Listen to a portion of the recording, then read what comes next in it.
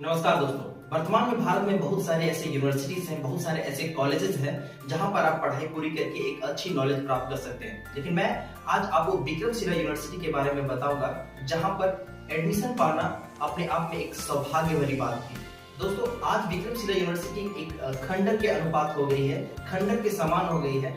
लेकिन एक समय था जब विक्रमशिला यूनिवर्सिटी में पढ़ाई के चर्चे पूरे देश विदेश में हुआ करते थे। देश विदेश से लोग यहाँ पर पढ़ाई पूरी करने के लिए आते थे और इसमें एडमिशन लेने के लिए पहले लोगों को एंट्रेंस एग्जाम देना पड़ता था, तब जाकर स्टूडेंट का एडमिशन इस यूनिवर्सिटी में होता था। दोस्तों, आइए इस वीडियो में जानते हैं कि आखिर कैसे इस सुंदर यूनिवर्सिटी का हाल एक खंडर के समान कैसे हुआ और यहाँ की पढ़ाई व्यवस्था क्या थी। दोस्तों, ये कहानी शुरू होती है 750 ईस्वी से 780 ईस्वी के बीच में।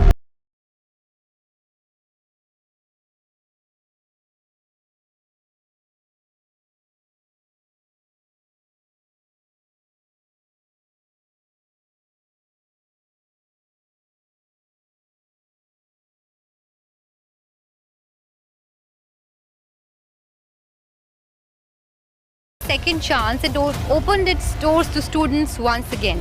के बीच में उस समय भारत में नालंदा यूनिवर्सिटी काफी फेमस हुआ करती थी। वहाँ की पढ़ाई लिखाई के चर्चे पूरे देश विदेश में थे। वहाँ पर भी देश विदेश से लोग पढ़ाई पूरी करने आते थे। लेकिन कुछ विद्वानों का मानना है कि नालंदा में पढ़ने वाले स्टूडेंटों में गुणवत्ता की कमी है। इसलिए उस समय बिहार के जो तत्कालीन राजा थे, राजा धर्मपाल ने ये निर्णय लिया कि मैं एक ऐसा यूनिवर्सिटी बनाऊंगा जहां पर स्टूडेंटों में गुणवत्ता की कोई कमी नहीं रहेगी और ना नॉलेज में कोई कमी रहेगी। तो उन्होंने विक्रमशिला यूनिवर्सिटी की स्थापना की। दोस्तों, इस यूनिवर्सिटी में एडमिशन लेने के लिए पहले एक एंट्रेंस एग्जाम देकर गुजरना पड़ता था और ये एंट्रेंस एग्जाम गेट के बाहर ही हुआ करती थी। दोस्तों, उस समय नंबर्स तो होते नहीं थे, इसलिए एडमिशन रेशियो के आधार पर होता था। ये रेशियो कैसे होती थी? 30:70। जो भी रेशियो के 30 अनुपात में आता था वो फेल की कैटेगरी में आता था, जो 70 के अनुपात में आता था वो पास की कैटेगरी में आता था, जो और 70 वाले का एडमिशन इस यूनिवर्सिटी में हो जाता था। माना जाता है कि तिब्बत के साथ इस यूनिवर्सिटी का संबंध काफी अच्छा था, इसलिए तिब्बत से जितने भी लोग पढ़ाई पूरी करने के लिए यहाँ पर आते थे उनके लिए एक अलग से व्यवस्था होती थी, उनके लिए एक अलग से छात्रावास थी। ऐसे तो सारे स्टूडेंट के लिए वहाँ पर छात्रावास थी, लेकिन तिब्बत के लिए स्पेशल छात्रावास हुआ करती थी, जो स्पेशल वहां पर उन्हें पढ़ाई के लिए रखा जाता था।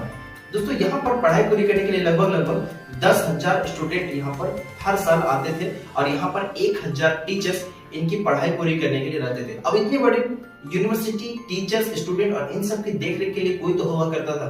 तो इन सब की देखरेख के लिए 6 पंडितों की एक सहायक टीम हुआ करती थी जो इन सारी चीजों की देखरेख करती थी, जैसे कि खाना, किताबें, साफ सफाई, इन सब का ध्यान इन 6 पंडित मिलकर करते थे और इनका खर्चा धर्मपाल के जागीर लोग किया करते थे।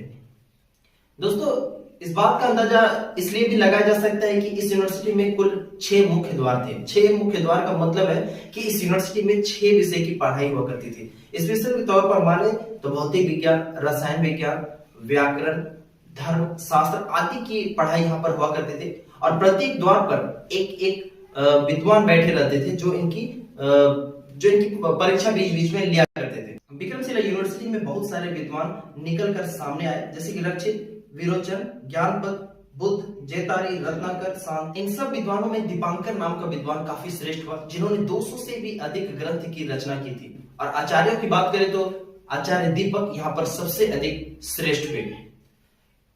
तिब्बती लेखक तारानाथ का कहना है कि तिब्बत के राजा के आदेश पर दीपांकर तिब्बत गए थे। उन्हें यह आदेश दिया गया था कि वो बौद्ध भिक्षु को तैयार करें और चीन, नेपाल, जापान, इंडोनेशिया और अफगानिस्तान जैसे देशों पर बौद्ध धर्म के प्रचार प्रसार के लिए वो यहाँ से स्टूडेंटों को भेजे। विक्रमशिला यूनिवर्सिटी अपने शुरुआती स्तर पर ही अंतर्राष्ट्रीय महत्व को प्राप्त कर ली थी। उसमें नालंदा विश्वविद्यालय भी चल रहे थे, लेकिन विक्रमशिला यूनिवर्सिटी एक अपना अलग पहचान बना रही थी। विक्रमशिला यूनिवर्सिटी की सर्वप्रथम खोज राहुल सिलभद्र ने की थी। उन्होंने अंदाजा लगाया था कि विक्रमशिला यूनिवर्सिटी सुल्तानगंज के आसपास है, जो वर्तमान भागलपुर के 50 से 60 किलोमीटर की दूरी पर है। और वर्तमान में अभी विक्रमशिला यूनिवर्सिटी भागलपुर के आसपास ही, जो 50-60 किलोमीटर दायरे पर स्थित है। राहुल संकृतायन एक हिंदी के बहुत बड़े संकृतायन थे, जिसे महापंडित की उपाधि दी गई थी। और एक बात दोस्तों, जैसे हम लोग कॉलेज पास आउट करते हैं, यूनिवर्सिटी पास आउट करते हैं, एक सर्टिफिकेट हम लोगों को दिया जाता है, वैसे ही इस यूनिवर्सिटी में पास आउट करने के बाद बंगाल के राजा के द्वारा इन्हें उपाधि से सम्मानित किया जाता था। विक्रमशिला यूनिवर्सिटी आज एक खंडर के रूप में तब्दील हो गई है। इसके पीछे का कारण है बख्तियार खिलजी का बिहार पर आक्रमण। दोस्तों विक्रमशिला की स्थिति जानने से पहले हमें यह जानना होगा कि नालंदा विश्वविद्यालय की स्थिति किसने ऐसा की थी। दोस्तों जैसा कि विक्रमशिला यूनिवर्सिटी एक खंडर में तब्दील हो गई, इससे पहले नालंदा विश्वविद्यालय को खंडर में तब्दील कर दिया गया था। दोस्तों दरअसल बात यह है कि जब बख्तियार खिलजी बिहार पर आक्रमण कर रहा था उस समय वो बीमार पड़ गया था। वो इतना बीमार पड़ गया था वो बिल्कुल मरने जैसी उसकी हालत हो गई थी। वो अपने हकीम से पूरी तरह इलाज करवा रहा था, लेकिन उसके इलाज पर कोई असर नहीं पड़ रहा था। किसी ने उसे सलाह दी कि आप नालंदा विश्वविद्यालय के आचार्य राहुल सिलभद्र से इलाज करवाएं, तब जाकर आप ठीक होंगे। लेकिन उन्होंने साफ मना कर दिया। लेकिन खिलजी की हालत इतनी खराब थी कि उन्हें राहुल सिलभद्र को बुलाना पड़ा और दवा खाने से पहले उन्होंने शर्त रखी कि मैं आपकी दवा नहीं खाऊंगा, अगर आप में टैलेंट है तो मुझे दवा खिलाए बगैर ठीक कर दे। उन्होंने बहुत सोच समझकर ये फैसला लिया कि हाँ मैं तुम्हें ठीक कर दूंगा। अगले दिन राहुल सिलभद्र उनसे मिलने गया एक कुरान लेकर, और उन्होंने कहा कि आप पेज नंबर इतना से इतना पढ़ लो, आप ठीक हो जाओगे। और खिलजी ने ठीक ऐसा ही किया, उन्होंने इतने से इतने पेज के बीच में पढ़ ली और ठीक हो गया। दोस्तों यहाँ पर बड़ी इंटरेस्टिंग बात है कि कोई किताब पढ़ने से किसी का इलाज कैसे दूर हो सकता है। तो दरअसल बात ये थी कि राहुल सिलभद्र ने जिस पेज को पढ़ने से बोला था वहां पर उन्होंने दवाई की कुछ लेप लगा दी थी, और जैसे वो किताब को पलट रहा था और अपने थूक लगाकर पढ़ रहा था तो उस समय दवाई उसके अंदर जा रही थी और इसकी वजह से वो ठीक हो गया। खिलजी को लगा कि हमारे हकीम से ज्यादा नॉलेज इन आचार्यों के कैसे हो गए। ये बात उन्हें पची नहीं, तो उन्होंने नालंदा विश्वविद्यालय पर आक्रमण कर दिए कि आज के बाद कोई भी हमारे हकीम से ज्यादा तेज महान ज्ञानी नहीं बन सकता है। इसलिए उन्होंने नालंदा विश्वविद्यालय पर हमले किए, उसे ध्वस्त कर दिया। माना जाता है दोस्तों नालंदा विश्वविद्यालय में इतने सारे बुक्स थे कि जहां पर आग लगाई गई तो 3 महीने तक वहां पर आग धधकती रही। उसके बाद विक्रमशिला यूनिवर्सिटी भी उस समय काफी चर्चे में थी, तो उन्होंने सोचा कि जब नालंदा विश्वविद्यालय में आचार्य इतने तेज, इतने ज्ञानी, इतने पराक्रमी हो सकते हैं तो क्यों नहीं विक्रमशिला भी कुछ ऐसा ही हाल होगा। तो उन्होंने विक्रमशिला यूनिवर्सिटी को भी तबाह कर दिया। दोस्तों कुछ लोगों का मानना है कि राजा धर्मपाल को विक्रमशील की उपाधि दी गई थी, इसलिए इस यूनिवर्सिटी का नाम विक्रमशिला रखा गया था। और कुछ लोगों का मानना है विक्रम मतलब होता है मजबूती और शील मतलब होता है पत्थर, इसलिए इस यूनिवर्सिटी का नाम विक्रमशिला रखा गया है।